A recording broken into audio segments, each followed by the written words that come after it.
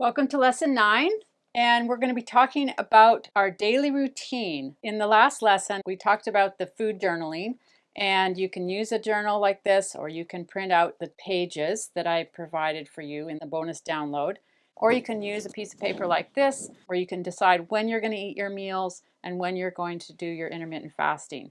So a journal or one of these also works, and this next bonus talks about that as well. Now, this is the part where I really want to emphasize that there is a problem with how people are talking about intermittent fasting. I want to make you aware of this. When I was learning about intermittent fasting, at that point in time, talked about myself having an eating disorder. I had several eating disorders. I write about it in my book. I do not like those terms. It's very clinical. Now that I've maintained my weight loss, I don't see them as eating disorders in the same way that I did before. But one of them is called binge eating disorder. I just hate those terms. Anyways, I'm going to have to use it because the word binge was what I would do, where I could not stop eating. There's so much shame around that word.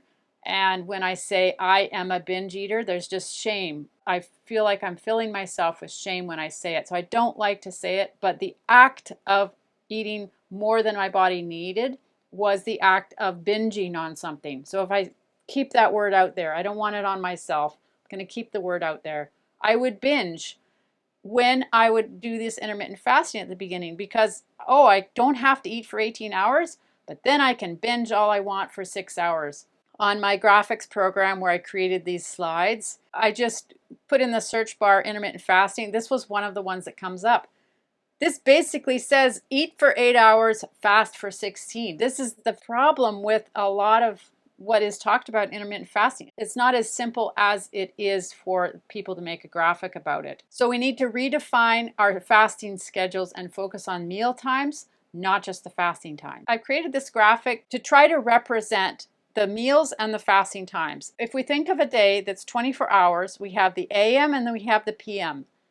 In the AM, there's 12 hours. In the PM, there's 12 hours as well. If we were going to eat one meal a day, this is what it would look like. So the whole AM time frame, that whole 12-hour time, there's no food. It's blank, it's empty. And in the next 12-hour time frame, there's only one time that we've eaten. All the rest is fasting. So it's one meal, one time we eat, and all the rest is fasting. If we were going to have 2 meals in a day, we're going to have a 6-hour fasting schedule. Instead of thinking of that 18 hours, let's think of the time between the 2 meals. That's a really important time. And that's where I was saying, if I was going to binge on some food, and I would basically see I could have all of this chunk of time that I could keep eating, then how many different meals was in that time frame?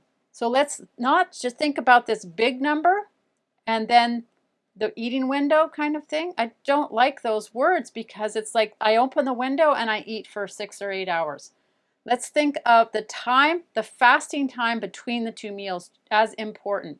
We have a 6-hour fasting schedule and 2 meals. When you say those 2 words, it's understood that there's 18 hours that you're not eating during the rest of that 24-hour time frame. I'm trying to explain this concept and I hope I'm making sense here. Let's do the 3 meals scenario. So we're talking about 5-hour fasting schedule, 7 till 7:30 in the morning, having 1 meal. Then we go into the PM clock, 12:30 till 1. So there's a 5 hours between your breakfast and your lunch. Then let's do another 5 hours. So we finish eating. So we eat for half an hour. At 1 o'clock, we stop eating. And then we're going to start eating again at 6 and have our 3rd meal from 6 to 6:30. If we go back to the 1 meal, I've given 45 minutes, but you got to eat a fair amount of food during that time frame in order to fuel your body if you're going to do 1 meal when you're doing this 1 meal, 2 meal, 1 meal, 2 meals for the weight loss. Hopefully this will help you when you are thinking about intermittent fasting, and it's just a little bit of a different take on it compared to probably what you would see from other people who are talking about this. But this helped me and helped me with understanding why I wasn't having as much success at the beginning, because I would just eat for that whole time or eat every hour over those 6 hours or those 8 hours. And it was basically a free-for-all. So what about extended fasting?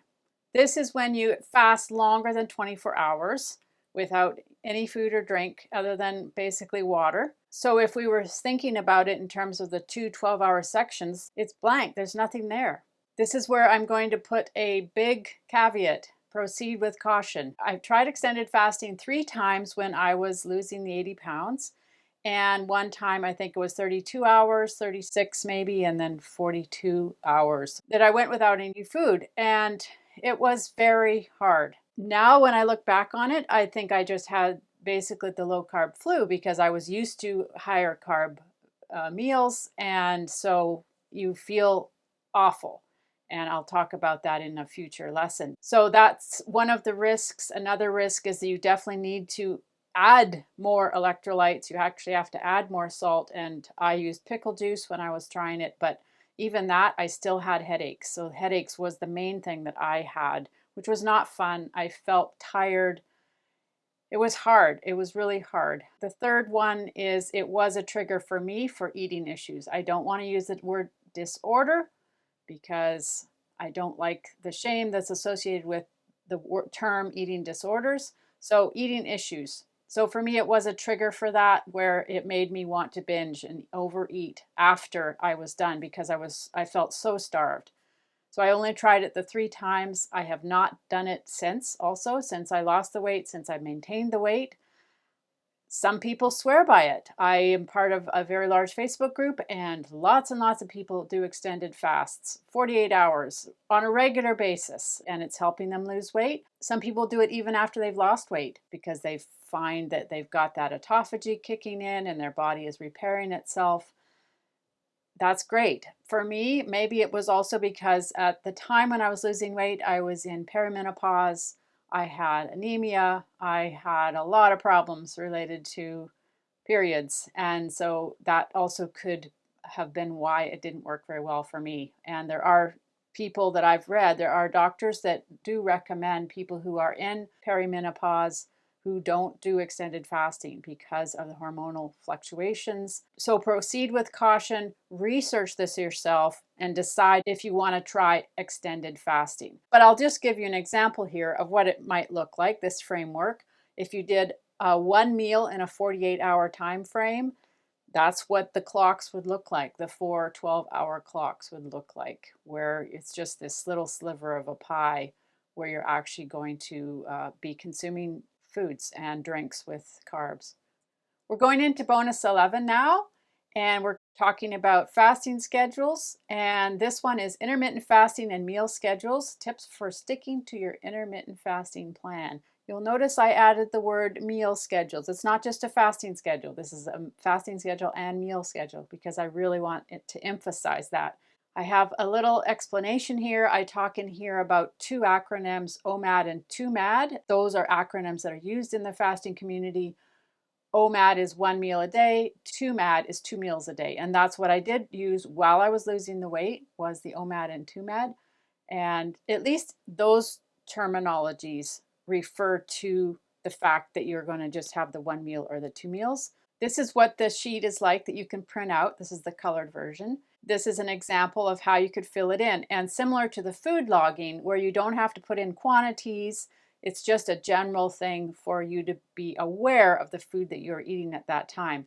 And if you're going to skip a meal, just leave the box blank. Write in the time that you eat, and then you'll be able to see, is that 5 or 6 hours in between the meal? And you can go through your whole week. You don't have to do this long term. You could do it for 1 week and have a general idea about this. There are apps for this on your phone, but I prefer the visual because it's very powerful when it's something that you actually write down. It's a physical thing when you're actually writing it down. So you could have this on your fridge or on the inside of a cupboard, and you can write down when you're eating and what you're eating. You could just use this for the times. You don't have to put the types of foods that you're eating, but it's sort of combining the food logging plus the meal schedule. So that's an option. So here's the colored version and the grayscale that you could print out. We've made it to lesson 9, and this is the last sneak peek at the snack bag of me documenting how many sugar cubes are in each of these snacks. This last one is cheese puffs. I wasn't going to say the name, but you probably know what I'm talking about. And so we are going to be talking about that starting in the next lesson. Now that you've seen all 9 snacks, what does 54 cubes of sugar have to do with our diet? I'm going to talk all about this in the next lesson.